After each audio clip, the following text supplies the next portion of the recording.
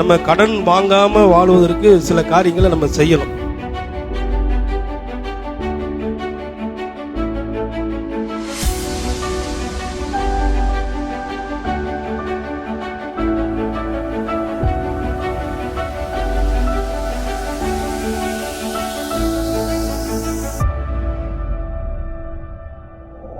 நம்ம கடன் வாங்காம வாழ்வதற்கு சில காரியங்களை நம்ம செய்யணும்.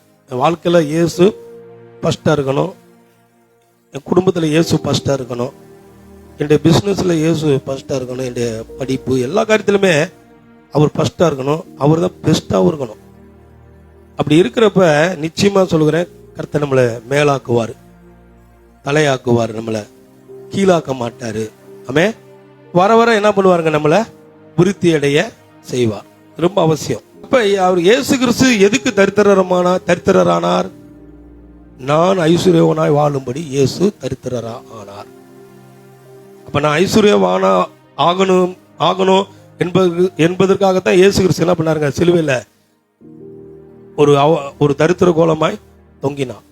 உங்கள் வாக்கு தத்துவம் கொடுத்துட்டாருன்னா அதை நிச்சயமா நிறைவேற்றுவார்.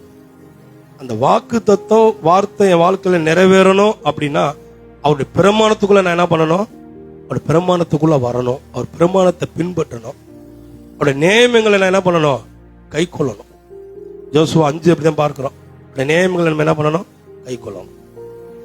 அப்ப உங்க வாழ்க்கையில தேவன் சொன்ன எல்லா நல்ல வார்த்தைகளையும் நிறைவேற்றுவார். அவர் கரங்களை தட்டுவோம்.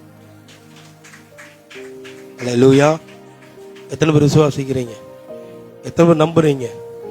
உங்களுக்கு சொன்ன எல்லா நல்ல வார்த்தையும் கர்த்தர் என்ன பண்ணுவாருங்க, சொல்லுங்க, நிறைவேற்றுவார். பக்கத்துல சொல்லுங்க, உங்களுக்கு சொன்ன எல்லா நல் வார்த்தைகளையும் தேவன் நிறைவேற்றுவார்.